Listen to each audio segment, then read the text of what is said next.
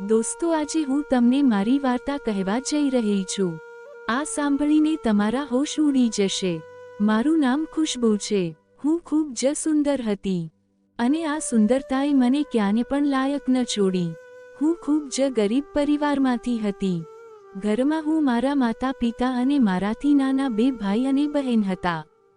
હું મારા બંને ભાઈ બહેનો કરતાં મોટી હતી। હું 9 વર્ષની હતી ત્યારથી હું બાબા સાથે નાચ દેખાડવાનું કામ કરતી હતી। મારા પિતા જાદુ બતાવતા હતા, અમે નાચ ગાઈને અમારું પેટ પાલતા હતા। અમારું ઘર ખૂબ જ મુશ્કેલીથી ચાલતું હતું। મારા પિતા ભણેલા ન હતા અને તેમની પાસે કોઈ આવડત ન હતી। નાનપણથી જ તે જાદુ દેખાડવાનું કામ કરતા હતા। અમે બહુ ગરીબ હતા। પહેલા મારી માતા અને પિતા આ કામ કરતા હતા, પણ પછી જ્યારે મારા નાના ભાઈ બહેન થયા તો મારી માતા તેની સંભાળ રાખવા ઘરે રહેવા લાગી અને હું બાબા સાથે રસ્તા પર જઈને નાચ દેખાડવા લાગી। આ કામથી અમને બહુ ઓછા પૈસા ભેગા થતા હતા, જેને અમારો નાચ અને જાદુ પસંદ આવતો તે પૈસા આપી જતા અને કોઈ આપ્યા વિના જતું રહેતું। પણ આપણે બીજું શું કરી શકીએ? આટલા પૈસાથી જ અમે ઘર ચલાવતા હતા। અમારી પાસે રહેવા માટે સારું ઘર પણ ન હતું। અમે કાચા મકાનમાં રહેતા હતા। આમ પણ ગરીબોનો કોઈ આધાર નથી। મારી માતાની આગળ પાછળ પણ કોઈ નહોતું। હું મારા પિતા સાથે જતી તો આજુબાજુ જોતી કે બાળકો અભ્યાસ કરીને શાળામાંથી બહાર આવી રહ્યા છે। જ્યારે હું તે બધાને શાળાના કપડામાં જોતી ત્યારે મને લાગતું કે કાશ હું પણ ભણી શકું, પણ મારા પિતા પાસે મને શાળાએ મોકલવા માટે પૂરતા પૈસા ન હતા। જો હું સરકારી શાળામાં ભણી હોત તો મારા પિતાને કોણે સહારો આપ્યો હોત? રોજનું 2 સમયનું જમવાનું જે અમને મળતું તે પણ બંધ થઈ ગયું હોત। મેં મારા પિતાને સાથ ન આપ્યો હોત તો અમે ભૂખે મરી ગયો હોત। ધીમે ધીમે સમય પસાર થયો અને હું 16 વર્ષની થઈ। આજે અમે નાચ દેખાડવા શહેર જવાના હતા। હું, મારા પપ્પા અને મારો નાનો ભાઈ ગોલુ, અમે ત્રણેય શહેર નીકળ્યા। મારો ભાઈ ગોલુ ઘણો નાનો હતો, પણ તે ઘણી મોટી મોટી વાતો કરતો। તે મને ખૂબ પ્રેમ કરતો હતો। તે મને કહેતો, દીદી તમે નાચ ન દેખાડો, મને સારું નથી લાગતું। હું હસતી અને કહેતી, જી હા ગોલુ, તું મોટો થઈશ ત્યારે અમે આ કામ છોડી દઈશું। આજે ખૂબ તડકો હતો અને આવા તડકામાં અમે ખેલ દેખાડી રહ્યા હતા, પણ મારા પિતાને અચાનક શું થયું? હું ચીસો પાડવા લાગી, લોકોને મદદ માટે બોલાવવા લાગી। તે બધા મારા પિતાને ડોક્ટર પાસે લઈ ગયા। ડોક્ટરે કહ્યું કે તેમનું મૃત્યુ હાર્ટ એટેકથી થયું છે। હું બૂમો પાડવા લાગી કે બાબા અમને બધાને છોડીને ચાલ્યા ગયા। બાબાના આ દુનિયામાંથી ગયા પછી અમારી હાલત ખૂબ જ ખરાબ થઈ ગઈ હતી। અમારી આસપાસના લોકોએ પણ અમારી મદદ કરી ન હતી। અમે મુશ્કેલીથી ભોજન મેળવતા, મારી માતા પણ કંઈ કરી શકતી ન હતી। તે વિકલાંગ બની ગઈ હતી। મારા પિતા સાથે કામ કરતી વખતે તેનો અકસ્માત થયો અને તે એક પગમાં અપંગ બની ગઈ। પિતાના ગયા પછી કોઈક રીતે અમારો સમય પસાર થયો અને ધીમે ધીમે 1 મહિનો પસાર થઈ ગયો। એક દિવસ મારી નજર મારા ગળા પર પડી। હું પહેલેથી જ જાણતી હતી કે મારે જ કંઈક કરવાનું છે। મારી બહેન ઘણી નાની હતી। મારી માતા અમારા માટે કોઈ કામ છે કરવા લાયક ન હતી, તેથી જ્યારે મેં આ ગળો તોડ્યો ત્યારે તેમાંથી 2000 નીકળ્યા। હું ખૂબ જ ખુશ હતી કારણ કે તે સમયે 2000 રૂપિયા ઘણા હતા। મેં મારી માતાને કહ્યું, મારે આ પૈસાથી કંઈક કરવું છે। હું કોઈ વસ્તુની નાની દુકાન બનાવીશ, આમાં આપણું ઘર ચાલશે। મારી માતા ખૂબ રડવા લાગી અને કહ્યું કે હું કેટલી કમનસીબ સ્ત્રી છું। હું તારો કોઈ સાથ આપી શકતી નથી। મારા હોવા છતાં તારે કામ કરવું પડે છે। આ કહીને મારી માતા રડવા લાગી। મેં મારી માતાને ચૂપ કરી, કારણ કે આમાં મારી માનો શું વાંક? આપણે ગરીબ જન્મ્યા એ આપણું નસીબ છે। મારી પાસે જે પૈસા હતા તેમાંથી મેં એક રેકડી ખરીદી અને ચા અને સમોસા વેચવાનું શરૂ કર્યું। હું રાતના 8 વાગ્યા સુધી દૂર જઈ સમોસા વેચતી હતી। ગોલુ મારી સાથે રહેતો હતો, મને મદદ કરતો હતો। મેં તેને કહ્યું, તું મારી સાથે નહીં જાય, તું તારો અભ્યાસ કર, પણ માં ગુસ્સે થઈ ગઈ। તેણીએ કહ્યું, કોઈ જરૂર નથી, વાંચવું અને લખવું તમારા નસીબમાં નથી. આપણા ગરીબ લોકોનું શું ભણવું અને લખવું? ગોલુ તારી સાથે જશે અને કામમાં મદદ કરશે. તું એકલી કામ કરીશ નહીં. પછી હું અને ગોલુ રેકડી પર કામ કરવા લાગ્યા. હું ચાય બનાવતી અને ગોલુ લોકોને ચા પીવડાવતો. અમે આ રીતે કામ કરવાનું શરૂ કર્યું અને તેમાંથી જે પૈસા આવતા એમાંથી અમારું ઘર ચાલતું. ઘણી વખત અમારી રેકડી પર ખરાબ લોકો આવતા, પણ હું ખૂબ હિંમતવાન હતી અને હિંમતથી કામ કરતી હતી. કારણ કે જો હું ડરી ગઈ તો મારો પરિવાર કેવી રીતે ટકી શકશે? ગઈકાલે મારા બધા સમોસા વહેંચાઈ ગયા, એટલે આજે મેં વધારે સમોસા બનાવ્યા અને રેકડી લઈ નીકળી ગઈ. જ્યાં હું દુકાન લગાવતી હતી ત્યાં બહુ ઓછી દુકાનો હતી. આજે હવામાન થોડું ખરાબ હતું. વરસાદ પડશે એવી કોઈ અપેક્ષા નહોતી, પણ જ્યારે હું બહાર ગઈ ત્યારે થોડો વરસાદ શરૂ થયો. ઘેરા વાદળો હતા અને રાતના 7 વાગ્યા હતા. મારા સમોસા વહેંચાણા ન હતા. ગોલુ અંધકારથી ડરવા લાગ્યો હતો. મેં બધી વસ્તુઓ ભેગી કરવાનું શરૂ કર્યું કે સામે એક કાર આવી જેમાં 3 છોકરાઓ હતા. ત્રણેય છોકરાઓ ગાડીમાંથી ઉતરીને મારી પાસે આવ્યા. હવામાન ખરાબ થઈ રહ્યું હતું તેથી હું મારી વસ્તુઓ ઝડપથી પેક કરી રહી હતી. તે 3 છોકરાઓ મારી પાસે આવ્યા હતા. તે 3 છોકરા મારો પાસ આવ્યા અને મને પરેશાન કરવા લાગ્યા. મેં તેમને કહ્યું કે સાહેબ, દુકાન બંધ છે, તમે બધા કાલે આવજો. પણ તેઓએ મારી સાથે ખરાબ વર્તન કરવાનું શરૂ કર્યું. ગોલુ ઘણો નાનો હતો, તે શું કરી શકે? એક છોકરાએ ગોલુને પકડી રાખ્યો હતો, જ્યારે બીજા બેએ મારી સાથે ખરાબ વર્તન શરૂ કર્યું. મેં આ લોકોની સામે હાથ જોડીને કહેવાનું શરૂ કર્યું કે હું બહુ ગરીબ છોકરી છું. જો મને કંઈ થશે તો મારી માતા મરી જશે. પણ તે ત્રણેય છોકરાઓ હસતા હતા. એકે મારા વાળ ખેંચ્યા, બીજાએ મારો દુપટ્ટો ખેંચ્યો. હું રડતી હતી અને કહેતી હતી, મને ઘરે જવા દો, મને જવા દો. તમે લોકો મારી સાથે આવું કેમ કરો છો? મેં ગુસ્સામાં એક છોકરાને થપ્પડ મારી અને પછી તે છોકરાએ મને જમીન પર પછાડી દીધી. હું બૂમો પાડી રહી હતી ત્યારે એક કાર ઝડપથી આવી અને તે ત્રણેય છોકરાઓ ડરી ગયા અને મને પાછળ છોડીને ભાગી ગયા. એ કાર મારી પાસે આવી. તેમાંથી એક સુંદર છોકરો બહાર આવ્યો. તે મારી નજીક આવ્યો અને મારો દુપટ્ટો ઉપાડીને મારા માથા પર મૂક્યો. તેણે મને દિલાસો આપ્યો અને પાણીની બોટલ કાઢી અને ગોલુને પીવા માટે પાણી આપ્યું. તે ગોલુને પૂછવા લાગ્યો, તારું નામ શું છે? ગોલુએ તેને તેનું નામ કહ્યું હતું. તે અમારી સાથે ખૂબ પ્રેમથી વાત કરી રહ્યો હતો. તેણે કહેવાનું શરૂ કર્યું, ડરશો નહીં, અમે લોકો ખૂબ ડરી ગયા હતા. તેણે મને અને ગોલુને કારમાં બેસવા કહ્યું. હું ડરી ગઈ હતી. મેં કહ્યું, ના ગોલુ, અમે કારમાં કેવી રીતે બેસી શકીએ? પણ ગોલુ જીદ કરવા લાગ્યો કે કંઈ નહીં થાય બહેન, તેઓ ખૂબ સારા છે, તેઓ અમને ઘરે મૂકી જશે. રાત થઈ ગઈ છે અને અમારે પણ જંગલના રસ્તેથી ઘરે જવાનું છે. મને બહુ બીક લાગે છે. તે છોકરાએ પણ કહ્યું, તમે કારમાં બેસો, હું તમને તમારા ઘરે ડ્રોપ કરી દઈશ. મેં કહ્યું, ના સર, હું તમારી કારમાં બેસી શકતી નથી. અમે તમારી આ કારમાં બેસવાને લાયક નથી. પણ તે બહુ સારા માણસ હતા. તેને ગોલુને આગળ બેસાડ્યો અને મને કહ્યું, આ તમારી બધી વસ્તુઓ કારમાં રાખી દો, હું તમને છોડી દઈશ. તેની વિનંતી પર હું કારમાં બેસી ગઈ. તેણે મને પાણીની બોટલ આપી. પછી સાહેબે કાર સ્ટાર્ટ કરી અને ગોલુ સાથે વાત કરતા જતા હતા. વાતમાં સાહેબે ગોલુને કહ્યું, તે તો તારી બહેનનું નામ તો ન કહ્યું? આ સાંભળી ગોલુએ કહ્યું, મારી બહેનનું નામ શાલિની છે. મારી બહેન ખૂબ હિંમતવાન છે.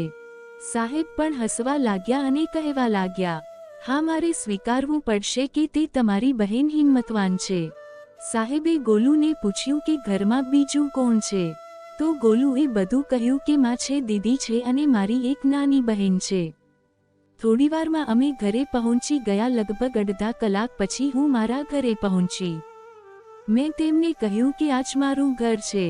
તો સાહેબ કહેવા લાગ્યા, ચાલો કર, હું તમારો સામાન અને તમને અંદર છોડી દઉં. મેં કહ્યું, ના સર, તમારો ખૂબ ખૂબ આભાર. તમે મને મારા ઘરે મૂકી દીધી. હું જીવનભર તમારો ઉપકાર ભૂલીશ નહીં. પરંતુ તેઓએ મારી વાત ન સાંભળી અને કારમાંથી બધો સામાન કાઢીને મારા ઘરની અંદર લઈ આવ્યા. મને જોઈને માં મને ગળે લગાડીને રડવા લાગી. હું પણ મારી માતાને ગળે લગાડી રડવા લાગી. જો સાહેબ ન આવત તો મારું શું થાત? સાહેબે કારમાંથી બધો સામાન ઉતારી ઘરની અંદર રાખ્યો. મારી માતાએ સાહેબનો આભાર માન્યો. સાહેબે મારી માતા સાથે એટલી સરસ વાત કરી કે મને નવાઈ લાગી કે આટલા મોટા હોવા છતાં તેને અહકાર નથી. સાહેબ માં પાસે પરવાનગી લઈને ચાલ્યા ગયા. જતી વખતે સાહેબે કહ્યું કે હવેથી તું મારો મિત્ર છો. ગોલુ કલાકાર પણ બહુ ખુશ હતો. ગોલુએ કહ્યું હવે તમે મારી રેકડીએ આવજો. સાહેબે કહ્યું હા જરૂર આવીશ. આટલું કહી તે ચાલ્યા ગયા. મેં ગોલુને ઈશારાથી કહ્યું ગોલુ અમારી સાથે જે થયું તે માને કહેતા નહીં.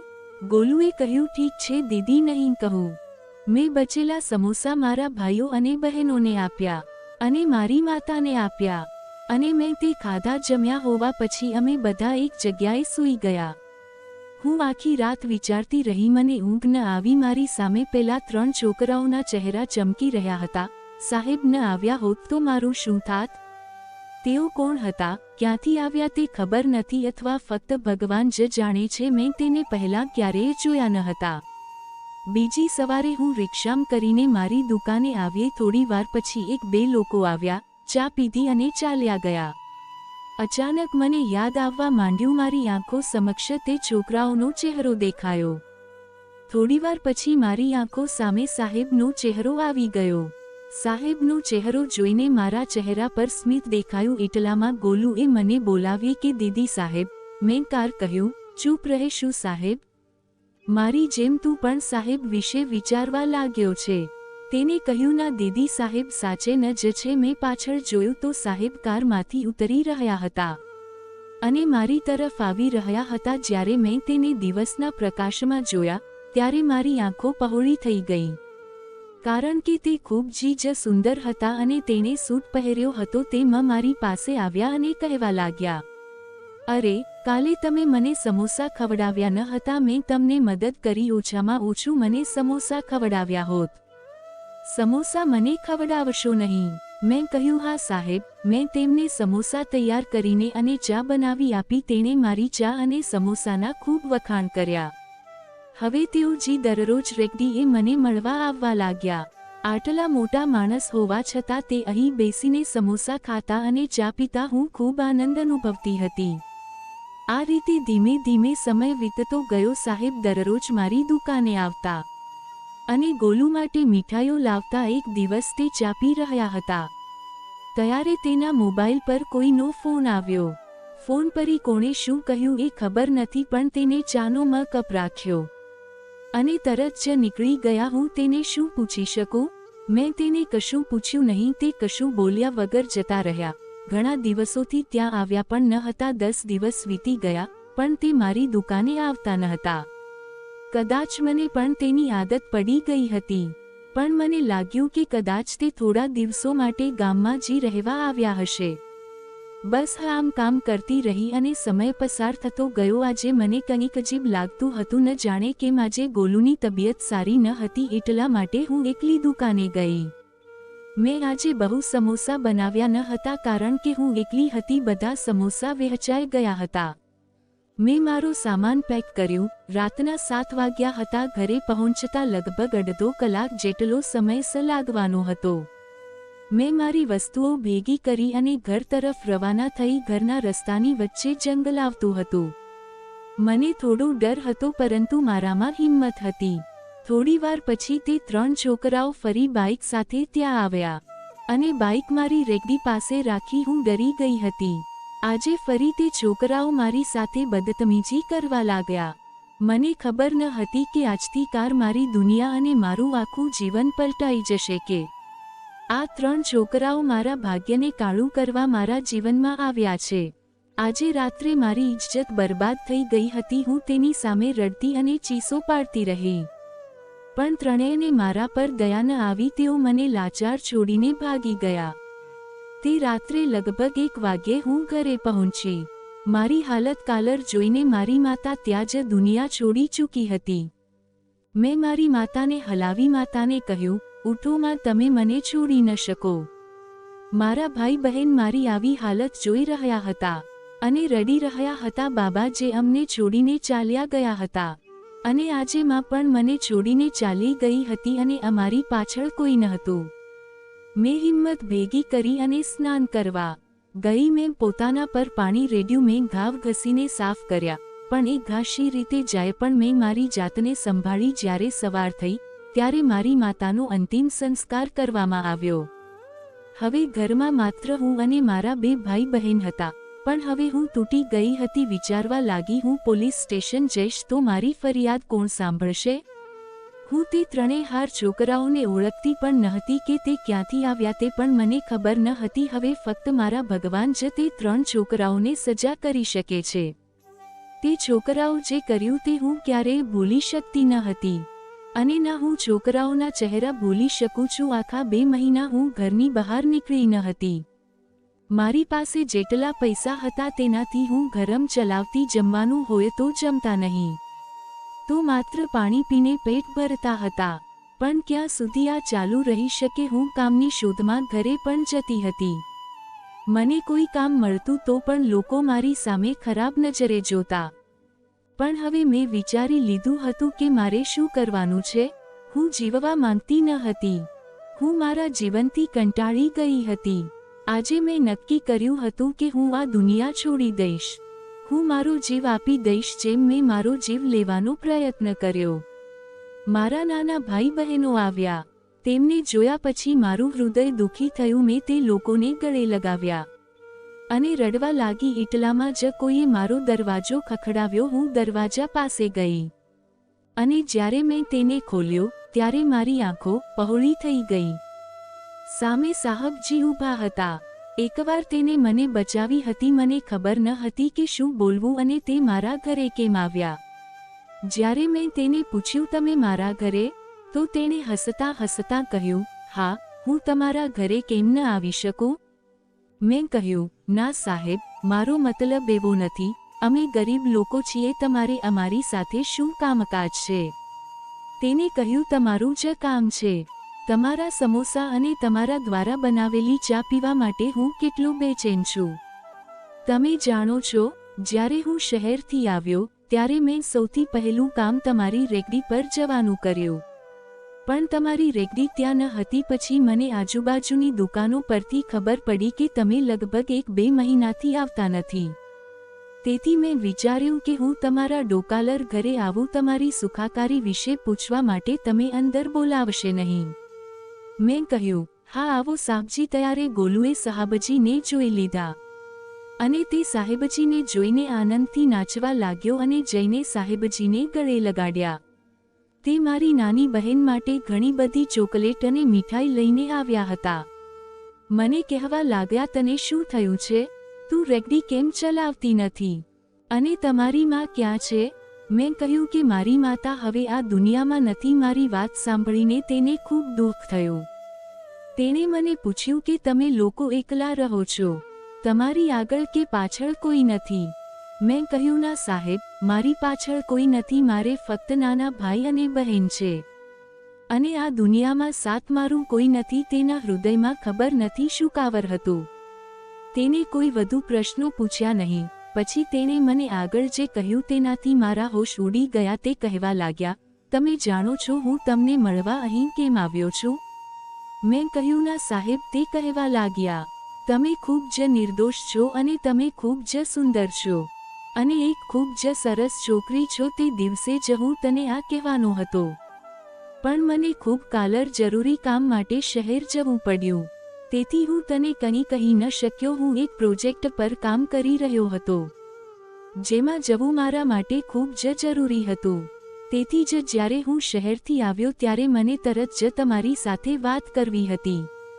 તેથી હું પહેલા ત્યાં ગયો હતો, પણ તમે મને ત્યાં મળ્યા નહીં. તેથી હું ઘરે આવ્યો છું. હું તમને કંઈક કહેવા માંગુ છું. હું તમને ખૂબ જ પ્રેમ કરું છું. મને તમારી સાથે લગ્ન કરવા છે. તમે મારી સાથે લગ્ન કરશો? તેની આવી વાત સાંભળી હું સાવ ચૂપ થઈ ગઈ.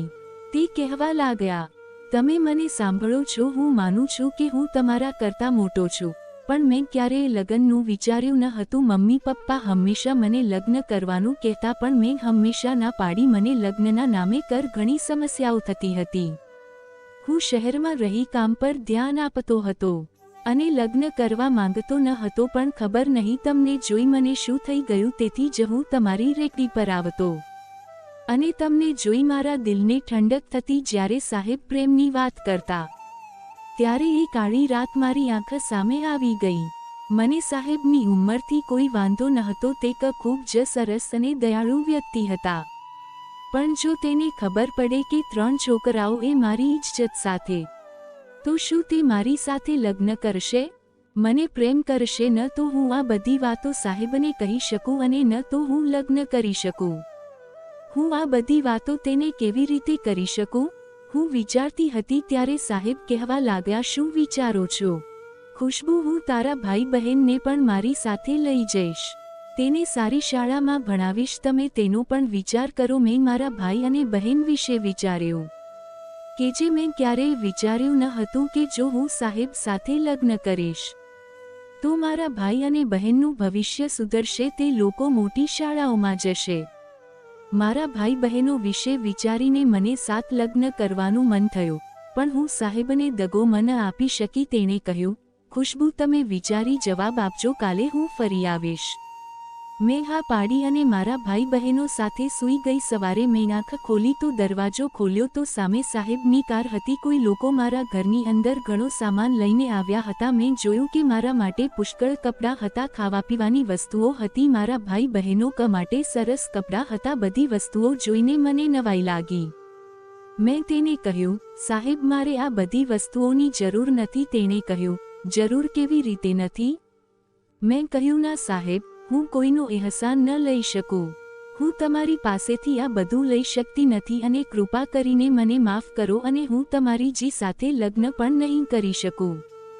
જ્યારે મેં આ કહ્યું ત્યારે સાહેબ સાવ ચૂપ થઈને ઊભા થઈ ગયા અને કહેવા લાગ્યા, મારું હૃદય તોડશો નહીં. હું તમને ખૂબ પ્રેમ કરું છું. મારે તમારો હાથ પકડવો છે. મેં તેમને કહ્યું કે મને માફ કરો સાહેબ. કયા અમે ગરીબ લોકો અને તમે મોટા લોકો, અમારો કોઈ મેળ નથી. મારે એટલું જ કહેવું હતું કે તેમને બહુ ગુસ્સો જી આવ્યો. તે તરત જ ત્યાંથી નીકળી ગયા. મારા ભાઈ બહેન ખૂબ ખુશ હતા. આટલી બધી વસ્તુઓ જોઈ, આવા સરસ કપડાં જોઈ, કારણ કે આજ સુધી આ બધું તેણે તેના જીવનમાં પહેલીવાર જોયું હતું. તે ખૂબ ખુશ હતા. તેમની ખુશી જોઈને મારી આંખમાં આંસુ આવી ગયા. સાચી વાત એ છે કે જો મારે લગ્ન સાહેબ સાથે થયા હોત તો મારા ભાઈ બહેનનું જીવન સારું હોત, પણ હું તેની સાથે કેવી રીતે સમદગો કરી શકું? બીજા દિવસે હું ઘરના કામમાં વ્યસ્ત હતી. મેં જોયું કે સાહેબ ફરી અમારા ઘરે આવ્યા હતા અને તેના હાથમાં સિંદૂરની ડબ્બી હતી, પણ હું કંઈ બોલું એ પહેલાં જ તેણે મારા મોં પર હાથ મૂક્યો અને મારા માથા પર સિંદૂર ભરી દીધું અને કહેવા લાગ્યા, હવે તું મારી પત્ની છો. મારું બધું જ તારું થઈ ગયું. હવે આપણે બંને સરખા છીએ. ન તો કાક હું અમીર છું કે ન તું ગરીબ. સમજી? હવે તું મારી સાથે મારા ઘરે આવીશ. તેણે મારો હાથ પકડીને મારા બંને ભાઈ બહેનોને કારમાં બેસાડ્યા અને તેમના ઘરે લઈ ગયા. પછી કાર એક બંગલા સામે ઊભી રહી. સાહેબે કહ્યું, શાલિની, આ મારું ઘર છે, ચાલો. મારો હાથ પકડીને મારા ભાઈ બહેનો મારી સાથે હતા. મેં માથા પર દુપટ્ટો મૂક્યો અને હું તેની કાર બાજુમાં ઊભી હતી. તેણે દરવાજો ખોલ્યો તો સામે એક મહિલા ઊભી હતી. તેની સાથે એક માણસ પણ હતો. જ્યારે તે મહિલાએ મારી માંગમાં સિંદૂર જોયું ત્યારે તે સ્ત્રી ગુસ્સે થવા લાગી. તેને કહેવાનું શરૂ કર્યું, આ શું થઈ રહ્યું છે? કોણ છે આ છોકરી? સાહેબે કહ્યું, માં, આ મારી પત્ની છે. આજે મારા લગ્ન થયા છે. તે સત્રી બહુ ખુશ થઈ, પણ તેને સાહેબ પર કાલી ગુસ્સો પણ આવ્યો કે જો તે મને કહ્યું હોત તો હું ખૂબ જ ધામધૂમથી તમારા લગ્ન કરાવત. હું તારા લગ્ન માટે ખૂબ જ ઉત્સાહિત હતી. તે તેના માતા પિતા નથી, બસ તેના ભાઈ બહેન છે. તેને મારા ભાઈ બહેનને પણ ખૂબ પ્રેમ કર્યો અને બંનેને રૂમમાં બેસવા લઈ ગયા હતા. તેમણે કહ્યું કે બાળકોને વડીલોની વાતમાં વચ્ચે રાખવામાં આવતા નથી. સાહેબની માતા અને પિતા બંને ખુશ હતા. તેને મને આશીર્વાદ આપ્યા. મેં આવો પરિવાર પહેલીવાર જોયો હતો. તેના માતા અને પિતા ઘણા સારા હતા. તેણે મને તરત જ સ્વીકારી લીધી અને મારા વિશે કંઈ જાણવાનો પ્રયાસ કર્યો નહીં. સાહેબે તેની માને કહ્યું, માં, અરુણ કયા છે? તેની માએ કહ્યું, રૂમમાં છે, શાલિનીને મળાવી દે. સાહેબે મારો હાથ પકડીને કહ્યું, મારો એક ભાઈ પણ છે. તે મારા જીગરનો ટુકડો છે. મેં તેમને કહ્યું કે તમારો પરિવાર સરસ છે સાહેબજી, તમારા માતા અને પિતા ખૂબ સારા છે. તો સાહેબે મને ઠપકો આપ્યો અને કહ્યું, તમે મને સાહેબજી કહેવાનું બંધ કરો. મારું નામ શેખર છે. મેં કહ્યું, હા શેખરજી. સાહેબજી કહેવા લાગ્યા, માં કહેતી કે શેખર જ્યાં સુધી લગ્ન ન કરે ત્યાં સુધી અરુણ લગ્ન કરી શકે નહીં. પહેલા તે તેના મિત્રો સાથે રહેતો હતો, અમારી સાથે બેસતો પણ નથી. તેના રૂમમાં રહે છે અને કહે છે કે મને એકલા રહેવું ગમે છે. સાહેબજી મને તેમના ભાઈના રૂમમાં લઈ ગયા અને શેખરજીએ તેના ભાઈને અવાજ કર્યો. ત્યારે અરુણે પાછું વળીને જોયું તો મારા માથે આકાશ આવી ગયું. હું ધ્રુજવા કાલર લાગી. મારા પગ અને હાથ ઠંડા થઈ રહ્યા હતા. મારી નજર સમક્ષ જે છોકરો ઊભો હતો તે તેમાંથી એક હતો જેને મારી ઇજ્જત ખરાબ કરી હતી. તે પણ મને જોઈ ચોંકી ગયો હતો. હું ચૂપચાપ ઊભી. તારી ભાભી છે, ચાલ હેલો કર. અરુણે આગળ આવીને હેલો લીક કર કહ્યું તો મેં મોં ફેરવી લીધું. તે મારો ભાઈ છે. તમે લોકો પછી મળજો, અત્યારે તું આરામ કર. શેખરજી મને તેને રૂમમાં લઈ ગયા. મેં તેમને હજુ સુધી કશું કહ્યું ન હતું.